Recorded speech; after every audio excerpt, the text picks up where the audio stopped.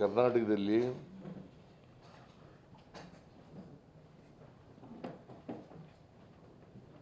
ಈ ಡ್ರಗ್ ಹಾವಳಿ ಜಾಸ್ತಿ ಆಗ್ತಾ ಇರ್ತಕ್ಕಂಥದ್ದು ಸರ್ಕಾರದ ಗಮನಕ್ಕೆ ಅನೇಕ ಜನ ನನ್ನ ಮುಂದೆ ಬಂದು ಹೇಳಿದ್ದಾರೆ. ಮತ್ತು ಮಾಧ್ಯಮದಲ್ಲೂ ಕೂಡ ಅದು ಅಪಿಯರ್ ಆಗ್ತಾ ಇದೆ. ಅದಕ್ಕೆ ನಾನು ಎಲ್ಲ ಅಧಿಕಾರಿಗಳು ಮತ್ತು ಸಚಿವರ ಜೊತೆಯಲ್ಲಿ ಒಂದು ಮೀಟಿಂಗನ್ನು ಮಾಡಿದೆ. ಮೀಟಿಂಗ್ನಲ್ಲಿ ವಿಶೇಷವಾಗಿ ಬೆಂಗಳೂರಿನಲ್ಲಿ ಹೆಚ್ಚು ಡ್ರಗ್ಸ್ ಹಾವಳಿ ನಡೀತಾ ಇದೆ. ಸುಮಾರು 50% ಕೇಸಸ್ ರಿಪೋರ್ಟ್ ಆಗಿರ್ತಕ್ಕಂಥದ್ದು 50% ಬೆಂಗಳೂರು ನಗರದಲ್ಲಿ. ಅದು ಬಿಟ್ಟರೆ ಅಲ್ಲಿ 50% ಬೆಂಗಳೂರು ನಗರದಲ್ಲಿ ಇದಾಗಿದೆ. ಆಮೇಲೆ 22% ಮಂಗಳೂರಿನಲ್ಲಾಗಿದೆ. 11% ಬೇರೆ ಬೇರೆ ಜಿಲ್ಲೆಗಳಲ್ಲಿ 11% ಆಗಿದೆ. ಇನ್ನು ಬಾಕಿ ಕಡೆ ಎಲ್ಲ 5%, 4%, 3%, 2% ಈ ಥರ ಎಲ್ಲ ಆಗಿದೆ. ಹೆಚ್ಚು ಬೆಂಗಳೂರು ನಗರದಲ್ಲೂ ಆಗಿದೆ. ಮಂಗಳೂರಿನಲ್ಲಿ 22%, 50% ಬೆಂಗಳೂರಿನಲ್ಲಿ ಜಾಸ್ತಿ ಆಗಿದೆ. ಅದಕ್ಕೆ ಇದನ್ನು ತಡೆಗಟ್ಟಲಿಕ್ಕೋಸ್ಕರ ಒಂದು ಸ್ಟೇಟ್ ಲೆವೆಲ್ನಲ್ಲಿ ಚೀಫ್ ಸೆಕ್ರೆಟರಿ ಅವರ ಅಧ್ಯಕ್ಷತೆಯಲ್ಲಿ ಒಂದು ಕಮಿಟಿ ಇದೆ.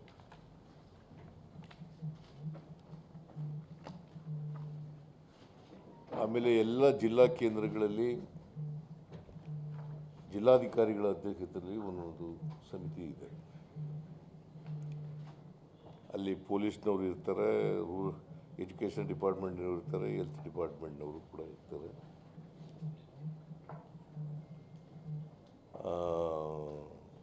ಸೋಷಿಯಲ್ ವೆಲ್ಫೇರ್ ಡಿಪಾರ್ಟ್ಮೆಂಟ್ನವರು ಕೂಡ ಇರ್ತಾರೆ. ಆಮೇಲೆ ಅದಕ್ಕೆ ಒಬ್ಬರು ಯಾರವ್ರ ಹೆಸರು ಡಾಕ್ಟರ್ ವಿಶಾಲ್ ಮೆಂಬರ್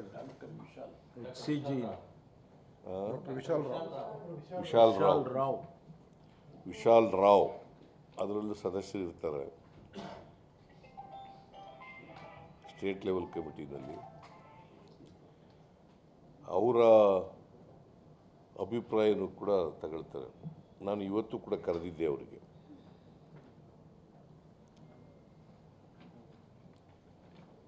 ಅವ್ರ ಪ್ರಕಾರ ಹೆಚ್ಚು ಪರಿಣಾಮಕಾರಿಯಾಗಿ ಅವೇರ್ನೆಸ್ ಆಗಬೇಕು.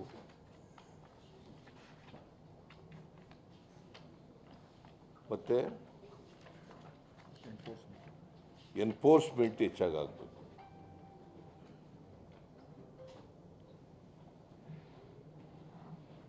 ಅವೇರ್ನೆಸ್ ಆ್ಯಂಡ್ ಎನ್ಫೋರ್ಸ್ಮೆಂಟ್ ಹೆಚ್ಚಾಗಬೇಕು ಅಂತ. ಎನ್ಫೋರ್ಸ್ಮೆಂಟು ನಡೀತಾನೇ ಇಲ್ಲ ಅಂತಲ್ಲ, ನಡೀತಾ ಇದೆ. ಹೋಮ್ ಮಿನಿಸ್ಟ್ರು ಕೂಡ ಅನೇಕ ಸಾರಿ ಹೇಳಿದ್ದಾರೆ, ನಾನು ಕೂಡ ಅನೇಕ ಸಾರಿ ಹೇಳಿದ್ದೀನಿ ಇದನ್ನು ಕಡಿಮೆ ಮಾಡಬೇಕು ಅಂತ.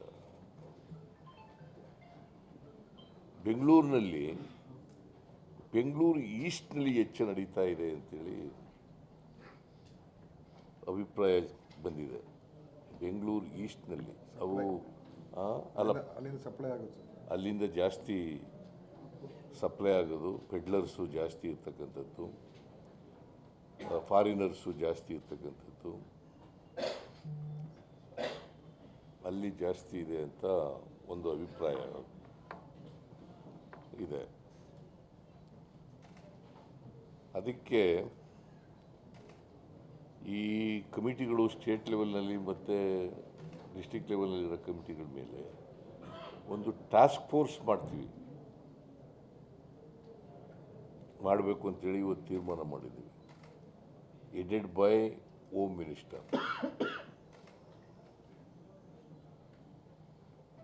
ಅದರಲ್ಲಿ ಹೆಲ್ತ್ ಮಿನಿಸ್ಟ್ರು ಇರ್ತಾರೆ, ಎಜುಕೇಷನ್ ಮಿನಿಸ್ಟ್ರಿ ಇರ್ತಾರೆ, primary education, higher education, social welfare department, medical ಅದೇ ಹೆಲ್ತ್ ಡಿಪಾರ್ಟ್ಮೆಂಟ್, ಆಮೇಲೆ ಮೆಡಿಕಲ್ ಎಜುಕೇಷನ್ ಡಿಪಾರ್ಟ್ಮೆಂಟ್, ಇವರೆಲ್ಲರೂ ಕೂಡ ಸದಸ್ಯರಾಗಿರ್ತಾರೆ. ಇವರು ಮೇಲಿನ ಮೇಲೆ ಸಭೆಗಳನ್ನು ಮಾಡಿ ಸಂಬಂಧಪಟ್ಟಂಥ ಪೊಲೀಸ್ನವ್ರಿಗೆ, ಸಂಬಂಧಪಟ್ಟಂಥ ಹೆಲ್ತ್ ಡಿಪಾರ್ಟ್ಮೆಂಟ್ನವ್ರಿಗೆ, ಸಂಬಂಧಪಟ್ಟಂಥ ಡ್ರಗ್ ಕಂಟ್ರೋಲರ್, ಈಗ ಅವರು ಕೂಡ ಈಗ ಸಿಂಥೆಟಿಕ್ ಟ್ಯಾಬ್ಲೆಟ್ಗಳು ಬಂದ್ಬಿಟ್ಟಿದ್ದಾವೆ,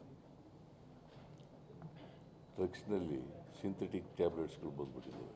ಗಾಂಜಾ ಒಂದು ಭಾಗ, ಇದಲ್ಲದೆ ಈ ಗಾಂಜಾ ಇವೆಲ್ಲ ವಾಸನೆ ಬರ್ತವೆ, ಇದು ವಾಸನೆನೇ ಬರಲ್ಲ.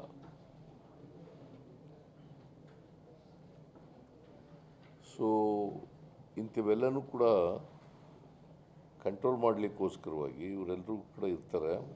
ಇದು ಒಂದು ಟಾಸ್ಕ್ ಫೋರ್ಸ್ ಮಾಡ್ತಕ್ಕಂಥದ್ದು ಒಂದು. ಆಮೇಲೆ ಎರಡನೇದು, ಈ ಪೊಲೀಸ್ ಸ್ಟೇಷನ್ ಹೌಸ್ ಆಫೀಸರ್ ಇರ್ತಾರಲ್ಲ, ಸ್ಟೇಷನ್ ಹೌಸ್ ಆಫೀಸರ್, ಅವ್ರಿಗೆ ಗೊತ್ತಿಲ್ಲದೇ ನಡೀಲಿಕ್ಕೆ ಸಾಧ್ಯ ಇಲ್ಲ. ಯಾರು ಪೆಡ್ಲರ್ಸ್, ಯಾರು ಎಲ್ಲಿಂದ ಬರ್ತದೆ, ಎಲ್ಲಿಗೆ ಸಪ್ಲೈ ಮಾಡ್ತಾರೆ, ಯಾರು ಉಪಯೋಗಿಸ್ತಾರೆ, ಇವೆಲ್ಲ ಸ್ಟೇಷನ್ ಹೌಸ್ ಆಫೀಸರ್ಗೆ ಮತ್ತು ಅಲ್ಲಿ ಕೆಲಸ ಮಾಡ್ತಕ್ಕಂಥ ಪೊಲೀಸ್ನವ್ರಿಗೆ ಗೊತ್ತಿರ್ತದೆ. ಸೊ ಅದಕ್ಕೆ ಅವ್ರಿಗೆ DYSPಗೆ, ACPಗೆ ಮತ್ತು DCP ಮತ್ತು SP ಇವ್ರಿಗೆ ಜವಾಬ್ದಾರಿಯನ್ನು ಫಿಕ್ಸ್ ಮಾಡ್ತೀವಿ.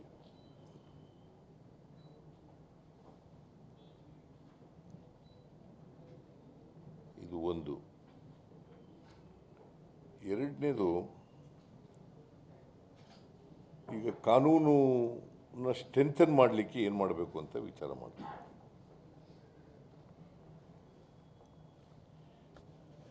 ಕಾನೂನನ್ನು ಸ್ಟ್ರೆಂಥನ್ ಮಾಡೋದು, ತಿದ್ದುಪಡಿ ಮಾಡಬೇಕಾದ್ರೆ ಮಾಡ್ತೀವಿ, ಇಲ್ಲ ಹೊಸ ಕಾನೂನು ಮಾಡಬೇಕಾದ್ರೆ ಮಾಡ್ತೀವಿ. ಮತ್ತು ಬೇಯ್ಲು ಸಿಕ್ಕಬಾರ್ದು,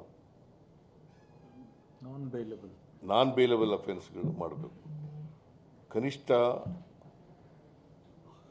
10 ವರ್ಷ ಕನಿಷ್ಠ ಪನಿಷ್ಮೆಂಟು, ಮ್ಯಾಕ್ಸಿಮಮ್ ಲೈಫ್ ಇಂಪ್ರಿಸನ್ಮೆಂಟ್. ಎಲ್ರಿಗೂ ಅದಕ್ಕೆ ಸಪ್ಲೈ ಮಾಡೋರಿಗೆ, ಕನ್ಸ್ಯೂಮ್ ಮಾಡೋರಿಗೆ, ಅದಕ್ಕೆ minimum 10 years imprisonment and maximum life imprisonment. ಅದಕ್ಕೆ ಅದು ಡಿಪೆಂಡಿಂಗ್ ಅಪಾನ್ ದಿ ಅಫೆನ್ಸ್.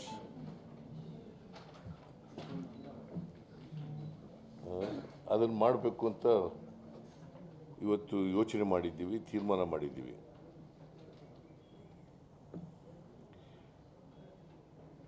ಆಮೇಲೆ ಈ ಸ್ಟೂಡೆಂಟ್ ಪೊಲೀಸ್ ಇದೆಯಲ್ಲ, NCC,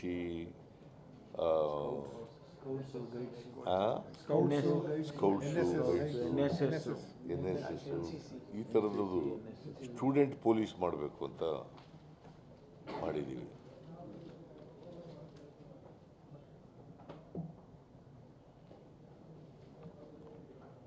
ಆಮೇಲೆ ಈ ರೆಸಿಡೆನ್ಸ್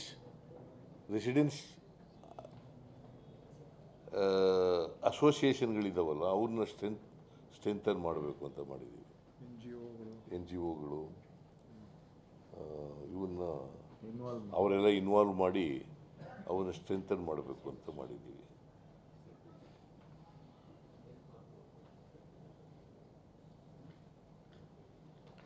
ಆಮೇಲೆ ಸ್ಪೆಷಲ್ ಕೋರ್ಟ್ ಮಾಡಲಿಕ್ಕೆ ಸ್ಪೆಷಲ್ ಕೋರ್ಟ್ಗಳು, ಆಮೇಲೆ ರಿಹ್ಯಾಬಿಟೇಷನ್ ಸೆಂಟರ್ಗಳು ಈಗಾಗಲೇ ಇದ್ದಾವೆ. ಹೌದು ಸರ್. ಅವನ್ನೆಲ್ಲ ಡಿ ಅಡಿಕ್ಷನ್ನು ರಿಹ್ಯಾಬಿಲಿಟೇಷನ್ ಸೆಂಟರ್ಗಳಿವೆಲ್ಲ ಇದ್ದಾವೆ. ಕನಿಷ್ಠ ಈ ಸ್ಟೇಟ್ ಲೆವೆಲ್ ಕಮಿಟಿಗಳಿದಾವಲ್ಲ, ಅವು ಒಂದು ತಿಂಗಳಿಗೊಮ್ಮೆ ಯಾರು ಮೀಟಿಂಗ್ ಮಾಡಬೇಕು, ಡಿಸ್ಟಿಕ್ ಲೆವೆಲ್ ಕಮಿಟಿಗಳು ಒಂದು ತಿಂಗಳಿಗೊಮ್ಮೆ ಮಾಡಬೇಕು ಅಂತೇಳಿ ಆದೇಶ ಹೊರಡಿಸ್ತೀವಿ.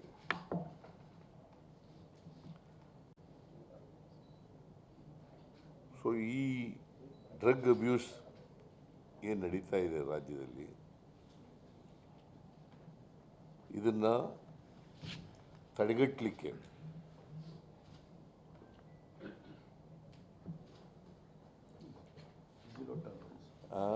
Zero tolerance ಅಸೆಂಬ್ಲಿಯಲ್ಲಿ. ಸೊ ಇದನ್ನು ಈಗ ತೊಡೆದಾಕ್ಲಿಕ್ಕೆ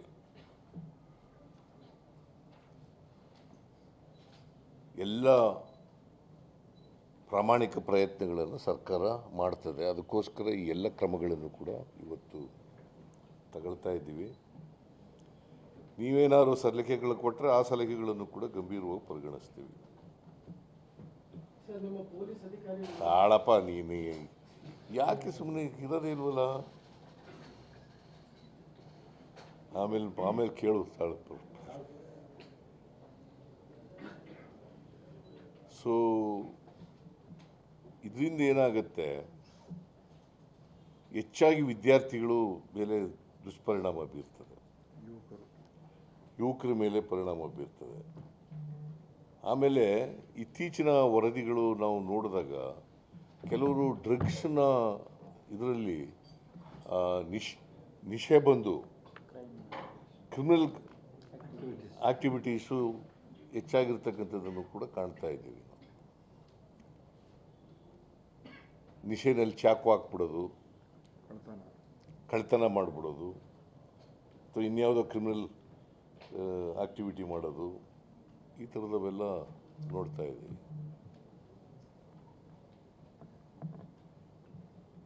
ಸೊ ಅದಕ್ಕೆ ಟಾಸ್ಕ್ ಫೋರ್ಸ್ನ ಹೋಮ್ ಮಿನಿಸ್ಟರ್ನೇ ಮಾಡಿದ್ದೀವಿ. ಹೋಮ್ ಮಿನಿಸ್ಟ್ರು ಆಗಿಂದಾಗಿ ಸಭೆ ಮಾಡಿ, ಮೇಲಿನ ಮೇಲೆ ಸಭೆ ಮಾಡಿ ಇದಕ್ಕೆಲ್ಲ ಅದಕ್ಕೆ ಹೆಲ್ತ್ ಮಿನಿಸ್ಟ್ರು ಓಪಿಯಾಯ್ಡ್ಸ್ ಎಲ್ಲ ಮಾರಾಟ ಆಗುತ್ತಲ್ಲ, ಯಾವ ಥರ ಈಗ ಪ್ರಿಸ್ಕ್ರಿಪ್ಷನ್ ಬಿಟ್ಟೇನೆ 90% ಮೆಡಿಕಲ್ ಶಾಪ್ಗಳಲ್ಲಿ ಕೆಮ್ಮಿನ ಈಗ ತಮ್ಗೆ ಗೊತ್ತಿರ್ಬೋದು, ಹೋದ ತಿಂಗಳು ನಾನು ಡ್ರೈವ್ ಮಾಡಿ 25 ಮೆಡಿಕಲ್ ಶಾಪ್ಸ್ನ ನಾವು ಲೈಸೆನ್ಸ್ ರದ್ದು ಮಾಡಿದ್ವು. ಈ ಥರ ಅನಧಿಕೃತವಾಗಿ ಮಾರಾಟ ಮಾಡ್ತಾ ಇದ್ರು. ಈಗ the task force will look into all these things. ಅಲ್ಲಿ ಅದಕ್ಕೆ ಹೆಲ್ತ್ ಮಿನಿಸ್ಟ್ರು ಇರ್ತಾರೆ, ಹೆಲ್ತ್ ಸೆಕ್ರೆಟರಿನೂ ಇರ್ತಾರೆ. ಇವೆಲ್ಲ ಮಾರಾಟ ಮಾಡ್ತಾರಲ್ಲ, ಅವ್ರ ಮೇಲೆ ಏನೇನು ಕ್ರಮ ತಗೋಬೇಕು ಅನ್ನೋದೆಲ್ಲ ಕಾಲೇಜಿನ ಮುಖ್ಯಸ್ಥರಿಗೆ ಒಂದು ಸೂಚನೆ ಕೊಡ್ಬೋದು ಸರ್. ಇದ್ರ ಬಗ್ಗೆ ಒಂದು ಅಲ್ಲಿ ಎಚ್ಚರಿಕೆ ಜಾಗೃತಿ ಮೂಡಿಸಿ ಅಂತ ಎಲ್ಲ ಕಾಲೇಜ್ ಮುಖ್ಯಸ್ಥರುಗಳಿಗೆ ಅದೇ ಅವೇರ್ನೆಸ್ ಅಂತ ಹೇಳಿದ್ರು. ಅದಕ್ಕೆ ಅವೇರ್ನೆಸ್ ಮಾಡ್ತಾ ಕಾಲೇಜ್ ಅವ್ರನ್ನ ಇನ್ವಾಲ್ವ್ ಮಾಡ್ಕೊಂಡಿದ್ರು. ಎಜುಕೇಷನ್ ಡಿಪಾರ್ಟ್ಮೆಂಟ್ ಇನ್ವಾಲ್ವ್ ಮಾಡಿ, ಎಜುಕೇಷನ್ ಡಿಪಾರ್ಟ್ಮೆಂಟ್ ಇರ್ತದಲ್ಲಪ್ಪ. ನಿನ್ನ ಸಲಹೆ ಸರಿಯಾಗಿದೆ, ಬಟ್ ದೊಡ್ಡ ಈ ಕಮಿಟಿ ಮಾಡ್ಕೊಂಡು ಕೂತ್ಕೊಳ್ಳೋಕ್ಕಾಗಲ್ಲ, ಏನೂ ಆಗೋದಿಲ್ಲ ಅದರಿಂದ. ಅದಕ್ಕೆ ಉನ್ನತ ಶಿಕ್ಷಣ ಇಲಾಖೆ ಇರ್ತಾರೆ, ಉನ್ನತ ಇಲಾಖೆ ಸೆಕ್ರೆಟರಿ ಇರ್ತಾರೆ, ಪ್ರಿನ್ಸಿಪಲ್ಸ್ ಅವರ ಮಿನಿಸ್ಟ್ರಿ ಇರ್ತಾರೆ, ಪ್ರೈಮರಿ ಎಜುಕೇಷನ್ ಮಿನಿಸ್ಟ್ರಿ ಇರ್ತಾರೆ, ಸೆಕ್ರೆಟರಿ ಇರ್ತಾರೆ. ಅವ್ರದ್ದೆಲ್ಲ ಅದಕ್ಕೆಲ್ಲ ಮಾಡ್ತಕ್ಕಂಥ ಕೆಲಸ ಮಾಡ್ತೀವಿ. ಸೊ ಇದ್ರ ಬಗ್ಗೆ ಏನಾದ್ರು ಪ್ರಶ್ನೆ ಕೇಳಾಗಿದ್ರೆ ಕೇಳಿ, ಅಥವಾ ನೀವೇನಾದ್ರು ಸಲಹೆ ಕೊಡಾಗಿದ್ರೆ ಕೊಡಿ. ಇನ್ನೊಂದೇನಂದ್ರೆ, ನಿಮ್ಮ ಪೊಲೀಸ್ನವರಿಗೆ ಸರ್ ಇದ್ರ ಬಗ್ಗೆ ಸಂಪೂರ್ಣವಾದ ಮಾಹಿತಿ ಇದೆ, ಆದ್ರೆ ಅವರಿಗೆ ಕೆಲವು ಕಂಟ್ರೋಲ್ಗಳಾಗ್ತಿದೆ.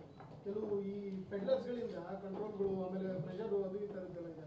ನೀವು ಅವ್ರಿಗೆ ಫ್ರೀ ಹ್ಯಾಂಡ್ ಕೊಟ್ಬಿಟ್ರೆ ಪೊಲೀಸ್ನವ್ರು ಪ್ರತಿಯೊಂದನ್ನು ಕಂಟ್ರೋಲ್ ಮಾಡಿ. ಈಗಾಗಲೇ ಫ್ರೀ ಹ್ಯಾಂಡ್ಸ್ ಕೊಟ್ಟಿದ್ದೀವಿ. ಅದಕ್ಕೋಸ್ಕರನೇ ಯಾರು ಅಕೌಂಟಬಿಲಿಟಿ ಫಿಕ್ಸ್ ಮಾಡ್ತಾ ಇದ್ದೀವಿ. ಫ್ರೀ ಹ್ಯಾಂಡು ಕೊಟ್ಟಿದ್ದೀವಿ, ಅಕೌಂಟಬಿಲಿಟಿನೂ ಫಿಕ್ಸ್ ಮಾಡ್ತೀವಿ. ಜವಾಬ್ದಾರಿ ಅಂದರೆ ಹೆಂಗೆ ಅಂತ ಒಂದು ವೇಳೆ ಸರ್ಕಾರದ ಈ ಸೂಚನೆಗೂ ಸರಿಯಾಗಿ ನಡ್ಕೊಳ್ಳಿಲ್ಲ ಅಂದರೆ ಅವ್ರ ಮೇಲೆ ಏನೇ ಆಕ್ಷನ್ ಕ್ರಮ ಏನು ಅಂತ ಏನೇನು ಶಿಸ್ತಿನ ಕ್ರಮ ತಗೊಳ್ಳಿಕ್ಕೆ ಅವಕಾಶ ಇದೆ, ಆ ಎಲ್ಲ ಅವಕಾಶಗಳು ತಗೋತೀವಿ.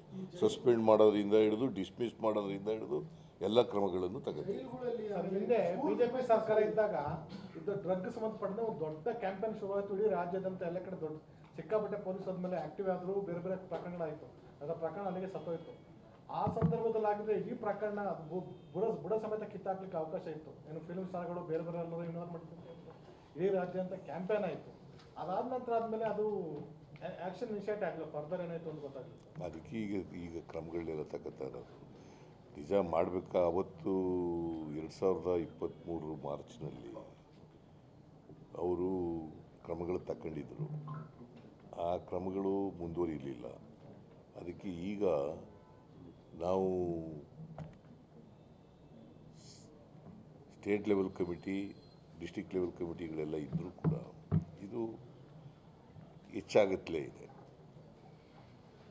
ಅವ್ರ ಕಾಲದಲ್ಲಿ ನಿಲ್ಲಿಸ್ಬಿಟ್ಟಿದ್ರು ಅಂತ ಅಲ್ಲ, ಪೊಲಿಟಿಕಲ್ ಪ್ರೆಸರ್ ಕಾರಣಕ್ಕೋಸ್ಕರ ಆ ಟೈಮ್ ಸ್ಟಾಪ್ ಆಗಿತ್ತು ಅಂತ ಒಂದು ಆರೋಪ ಇತ್ತು ಸರ್. ಇಲ್ಲೇ ನಾವು ನಿಲ್ಲಿಸೇ ಇಲ್ಲ, ಅದನ್ನು ಮಾಡುತ್ತಲೇ ಇದ್ದೀವಿ. ಬಟ್ ಆದರೂ ಈಗ ಏನಾಗುತ್ತೆ, ನಾವು ಚಾಪೆ ಕೆಳಗಡೆ ನುಗ್ಗಿದ್ರೆ ಅವರು ರಂಗೋಲಿ ಕೆಳಗಡೆನೆ ನುಗ್ಗಕ್ಕೆ ಶುರು ಮಾಡ್ತಾರೆ. ಈಗ ಈ ಥರದ ಇದ್ದಾವಲ್ಲ, ಇವೆಲ್ಲ ಪತ್ತೆ ಹಚ್ಚಿ ಈಗ ಅದಕ್ಕೆ ಕಾನೂನುಗಳನ್ನು ಸ್ಟ್ರೆಂಥನ್ ಮಾಡ್ತಕ್ಕಂಥದ್ದು, ಟಾಸ್ಕ್ ಫೋರ್ಸ್ ಮಾಡ್ತಕ್ಕಂಥದ್ದು ಅಧಿಕಾರಿಗಳ ಮಟ್ಟದಲ್ಲಿ ಇತ್ತು. ಈಗ ಮಿನಿಸ್ಟರ್ ಲೆವೆಲಲ್ಲೇ ಟಾಸ್ಕ್ ಫೋರ್ಸ್ ಮಾಡ್ತಾಯಿದ್ವಿ. ಮಿನಿಸ್ಟರ್ ಅಧ್ಯಕ್ಷತೆಯಲ್ಲೇ ಟಾಸ್ಕ್ ಫೋರ್ಸ್ ಮಾಡ್ತಾಯಿದ್ವಿ. ಸೊ ಒಟ್ಟಾರೆಯಾಗಿ ಇದು ನಾನು ಇಲ್ಲ ಅಂತ ಹೇಳಕ್ಕೆ ಹೋಗೋದಿಲ್ಲ, ಇದೆ. ಅದಕ್ಕೋಸ್ಕರನೇ ಕಂಟ್ರೋಲ್ ಮಾಡಬೇಕು, ಅದಕ್ಕೋಸ್ಕರನೇ ಎರಾಡಿಕೇಟ್ ಮಾಡಲಿಕ್ಕೆ ಪ್ರಯತ್ನ ಮಾಡಬೇಕು.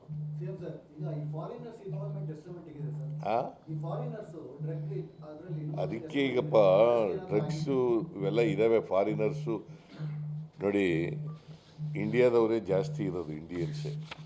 ನಿಮಗೆ ನೋಡಿ ಹೇಳ್ತೀನಿ ಅಂತಂದರೆ 2021ರಲ್ಲಿ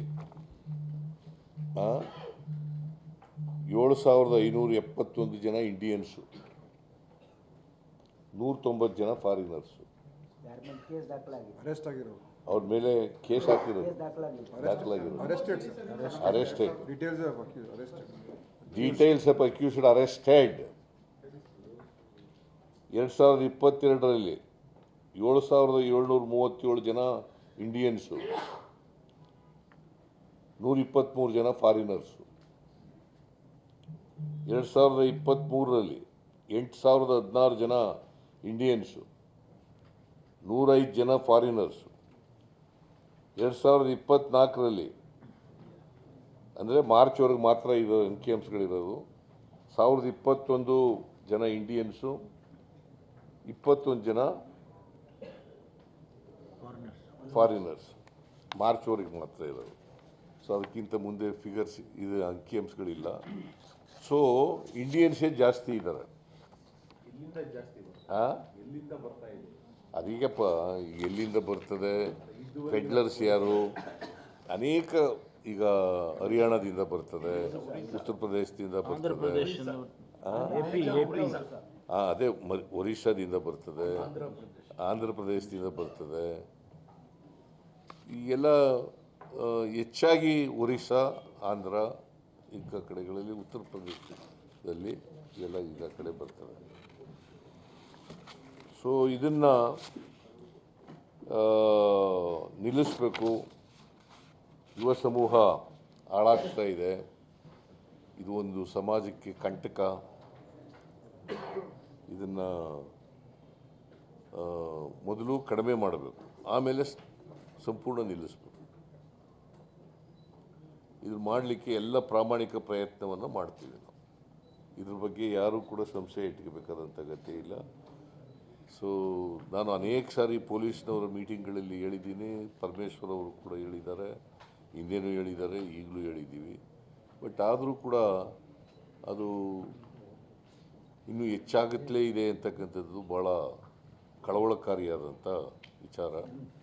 ಇದು ಒಂದು ಸಾಮಾಜಿಕ ರೋಗ ಆದ ಪಿಡುಗಾದದ್ರಿಂದ ಇದನ್ನು ಕಡಿಮೆ ಮಾಡ್ತಕ್ಕಂಥ ಪ್ರಯತ್ನವನ್ನು ಮಾಡ್ತಾಯಿದ್ದೀವಿ. ಸೊ ಇನ್ನೊಂದು ಎರಡನೇ ವಿಚಾರ ಹೇಳಲ್ಲ.